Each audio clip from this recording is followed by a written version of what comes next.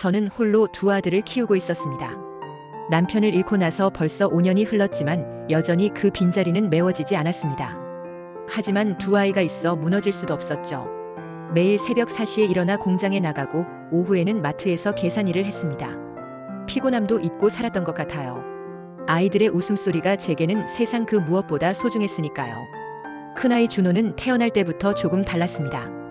처음에는 그냥 허약한 아이라고만 생각했어요.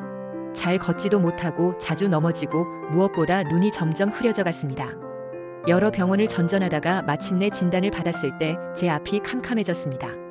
미토콘드리아 퇴행성 근병증이라는 생소한 병명이었어요. 의사 선생님은 매우 희귀한 유전성 질환으로 근육과 시신경이 점진적으로 퇴화하는 병입니다라고 설명하셨습니다.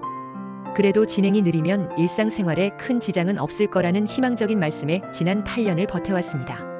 준호는 또래보다 조금 약하긴 했지만 그래도 꿋꿋하게 잘 버텨주었죠. 아니, 오히려 저보다 더 밝고 씩씩했습니다. 엄마, 내 눈이 조금 안 보여도 괜찮아. 마음으로 더 많이 볼 수 있어. 라고 말하며 환하게 웃던 그 모습이 지금도 선명합니다. 준호는 학교에서도 인기가 많았어요. 몸이 불편해도 항상 친구들을 먼저 챙기고 누군가 속상해하면 옆에서 토닥여주는 따뜻한 아이였습니다. 선생님도 준호는 몸은 약하지만 마음은 누구보다 건강한 아이입니다. 라고 말씀하셨어요. 그런 아들이 자랑스러웠고 힘들어도 웃을 수 있었습니다. 그런데 몇 달 전부터 준호의 상태가 급격히 악화되기 시작했습니다. 걷기는커녕 제대로 서 있기도 힘들어했고 시야는 거의 잃어가고 있었어요. 무엇보다 무서웠던 건 호흡 곤란이었습니다. 밤마다 숨이 막힌다며 깨어나는 아들을 보며 제 심장도 같이 멎는 것 같았어요. 이 병이 호흡근까지 침범하면 생명이 위험하다는 걸 알고 있었거든요.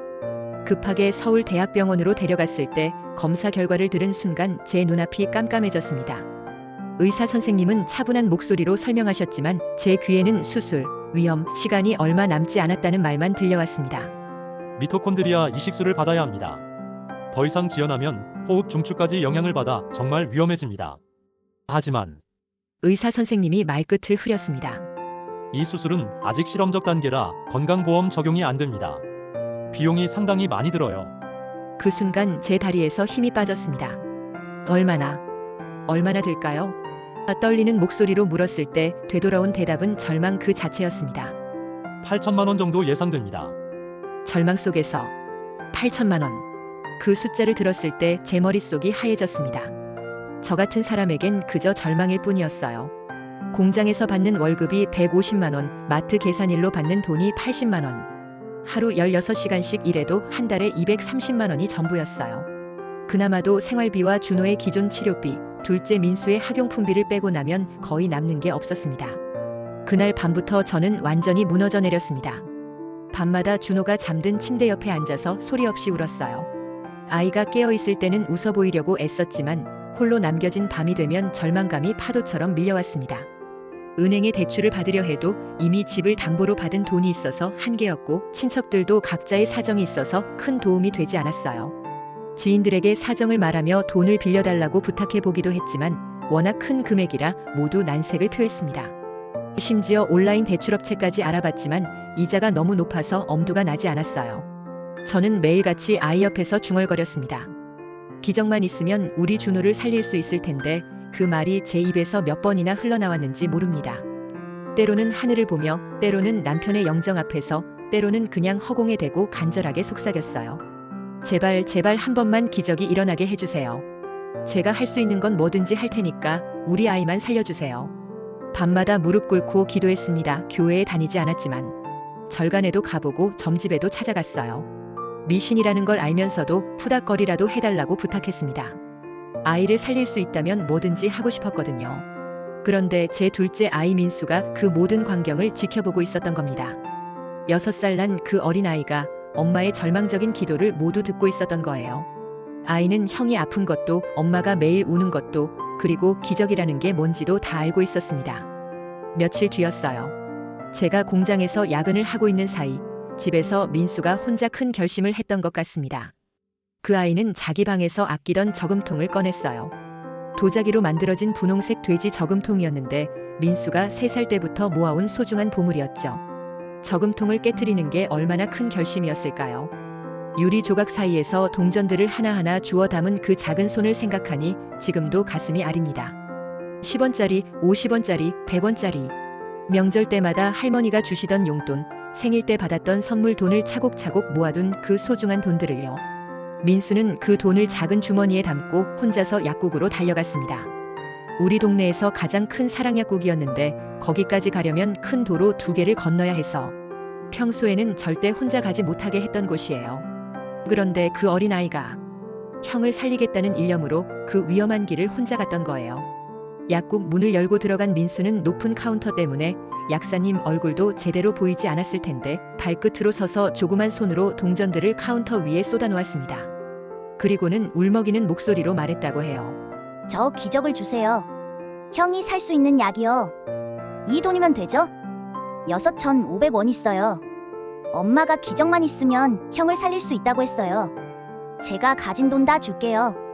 약사님은 그 순간 완전히 말문이 막혔다고 하세요. 20년 넘게 약국을 운영하면서도 그런 간절한 부탁은 처음 받아보셨다고요. 아이의 순수한 눈망울에서 흘러내리는 눈물을 보며 어떻게 답해야 할지 몰라서 그저 멍하니 서 계셨던 거예요. 바로 그때 마침 감기약을 사러 온 한 할머니가 그 광경을 목격하게 되었습니다. 그분은 우리 동네에서 유명한 독지가이신 박순자 할머니셨어요. 평생을 혼자 사시면서도 어려운 이웃들을 많이 도와주시는 분으로 그날도 우연히 약국에 들르셨다가 민수를 만나게 된 거였습니다.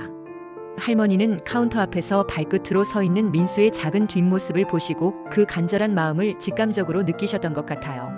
천천히 민수 뒤로 다가가서 그 떨리는 작은 어깨에 손을 올려주셨습니다. 얘야, 할머니의 목소리는 따뜻했습니다. 무슨 일이니?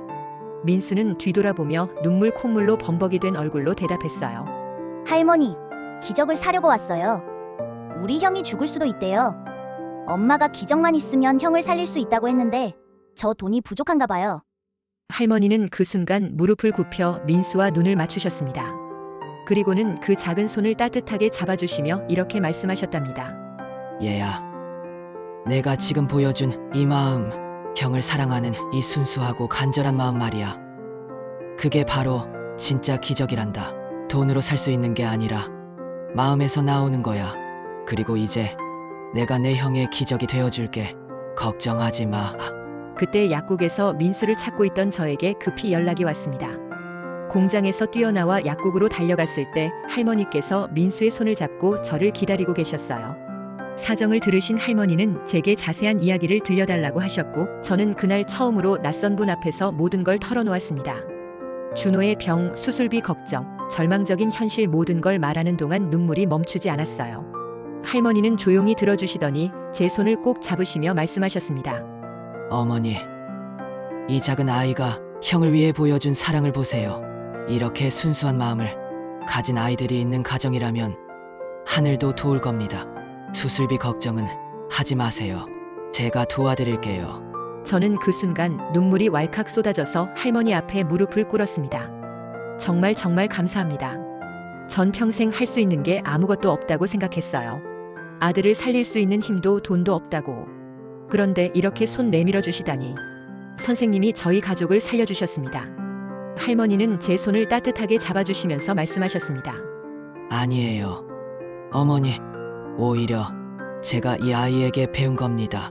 세상에서 가장 순수한 마음이 제 마음을 움직였어요. 그리고 수술비도 6,500원 받았고 저도 평생 혼자 살면서 외로웠는데 이제 이 아이들이 제 손자 같네요. 할머니는 그날부터 우리 가족의 든든한 버팀목이 되어주셨습니다. 수술비뿐만 아니라 준호의 회복 과정, 그리고 민수의 교육까지 세심하게 챙겨주셨어요. 그날 이후 모든 일이 급속도로 진행되었습니다. 할머니께서는 즉시 병원에 연락하셔서 수술 날짜를 잡아주셨고 최고의 의료진을 찾아서 준호에게 가장 좋은 치료를 받을 수 있게 해주셨습니다. 수술 당일 저는 수술실 앞에서 12시간을 기다렸습니다. 할머니와 민수도 함께 기다려주셨어요.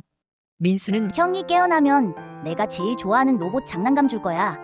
라고 계속 중얼거렸고 할머니는 조용히 기도하고 계셨습니다. 수술이 성공적으로 끝났다는 소식을 들었을 때 우리 모두 울면서 서로를 껴안았습니다. 준호는 기적처럼 살아났고 회복 속도도 의료진이 놀랄 정도로 빨랐어요. 지금 준호는 완전히 건강해졌습니다. 시력도 많이 회복되었고 다시 친구들과 뛰어놀 수 있게 되었어요. 학교에서도 기적의 아이라고 불린답니다. 그리고 민수는 그 작은 영웅은 이제 형과 함께 매일 웃으며 지내고 있어요. 할머니는 지금도 우리 가족과 함께 하십니다. 주말마다 우리 집에 오셔서 아이들과 시간을 보내시고 명절에는 저희가 할머니 댁에 가서 함께 보내요. 진짜 가족이 된 거죠. 저는 지금도 매일 기도합니다. 둘째 아이의 순수한 마음 그리고 낯선 일을 위해 기적이 되어주신 그 할머니의 따뜻한 손길을 절대 잊지 않겠다고. 그분들 덕분에 제가 깨달은 것은 세상은 생각보다 따뜻하다는 것, 그리고 진짜 어려울 때 손 내밀어주는 사람들이 있다는 것입니다. 가끔 길에서 어려운 상황에 놓인 사람들을 보면 저도 작은 도움이라도 주려고 해요. 할머니께서 저희에게 보여주신 그 사랑을 다른 사람에게도 전하고 싶거든요. 민수는 이제 초등학교 2학년이 되었는데 여전히 형을 무척 사랑해요. 그리고 가끔 엄마, 나도 커서 할머니처럼 다른 사람들의 기적이 되고 싶어. 라고 말해요. 그럴 때마다 제 가슴이 뭉클해집니다. 저는 이제 확실히 압니다. 기적은 하늘에서 떨어지는 게 아니라 사람의 마음에서 시작된다는 걸요. 그리고 가장 작은 손에서 나온 가장 큰 사랑이 세상을 바꿀 수 있다는 것을요. 구독은 저에게 너무나 큰 힘이 됩니다. 감사합니다.